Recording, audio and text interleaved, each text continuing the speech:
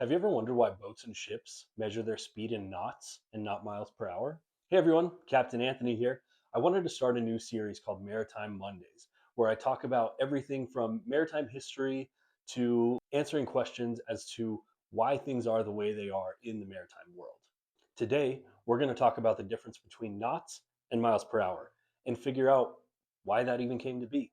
Ships began measuring their speed in knots all the way back in the 15th and 16th century, with something that started out being known as the Dutchman's log, which developed into the chip log, which was essentially just a piece of wood that was attached to the end of a rope with specifically spaced out knots on it. They would throw that piece of wood over the stern of the ship as the ship was in motion. Someone would count the number of knots going overboard while someone kept a specific amount of time with an hourglass, and that determined how many knots they were traveling at any given time.